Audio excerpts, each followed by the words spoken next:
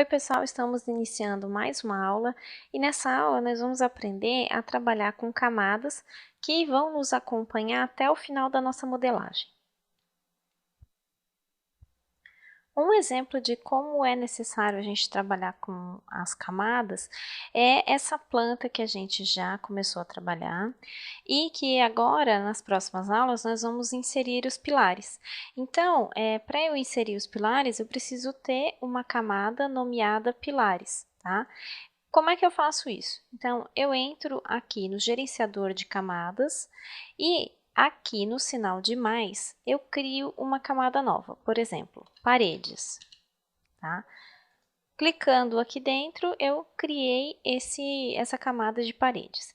Eu posso pedir para trabalhar com a minha modelagem assim, ou eu posso pedir para trabalhar com as cores por camada, tá? Pode ver que os meus pilares aqui, elas estão numa tonalidade marrom, tá? Se eu colocar eles num outro tom, por exemplo, um tom de verde, ó, eles vão modificando de acordo com o que eu vou escolhendo aqui, porque eu estou trabalhando com essa cor por camada. Quando nós chegarmos mais à frente do nosso curso, nós vamos ter uma situação como essa daqui. Ou seja, nós estamos aprendendo a fazer a modelagem arquitetônica para fins de estudo. Então, nós temos aqui a estrutura das vigas baldrame, as vigas aéreas, os pilares, as lajes e as paredes. Então, cada um desses elementos precisa ter uma camada diferente, para que a gente não confunda essas camadas na hora de fazer a modelagem. Então, ó, posso observar aqui que eu tenho o layer 0, que eu sempre deixo como base, a laje do térreo, as vigas aéreas, baldrame, paredes e pilares.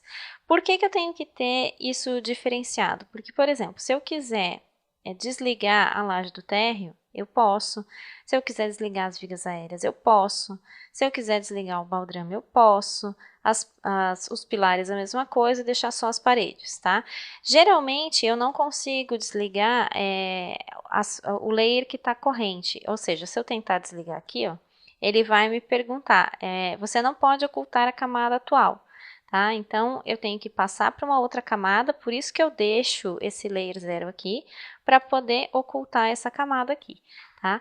Então, essa é a grande importância da gente trabalhar com camadas dentro do SketchUp, poder colocar os elementos que a gente quer ou retirar esses elementos de acordo com aquilo que a gente precisa. Nesse caso aqui, se eu não quiser trabalhar com as cores por camadas, eu posso colocar esse cor por camada aqui, selecionado, ó. Se eu seleciono ou deixo de selecionar, ele vai modificar, ó, vai deixar ele nas cores padrão do SketchUp, que são as cores brancas, tá? Se eu começar a trabalhar com textura, ele também automaticamente vai modificar essa cor por camada. Por exemplo, se eu coloco aqui uma cor qualquer, eu quero uma cor na parede, por exemplo, vou colocar só como um exemplo bobo.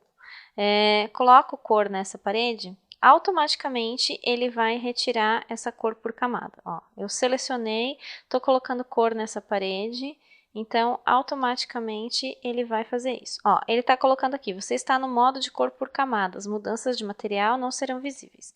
Então, eu posso adicionar aqui, ó, à medida que eu cliquei novamente aqui, ele já automaticamente modificou. Se eu voltar para as cores por camada, ó, e clicar novamente aqui, ele vai modificar aquilo, ó, automaticamente, tá? Então, quando a gente trabalhar com texturas mais para frente, nós já não vamos mais trabalhar com as cores por camada dentro das camadas, tá?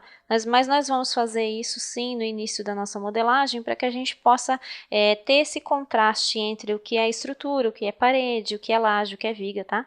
Então, por isso que nós vamos utilizar as cores por camada no início. Nessa aula nós vimos como é simples trabalhar com camadas, criar essas camadas e como é importante a gente trabalhar com elas para que a gente possa conseguir gerenciar melhor o nosso projeto.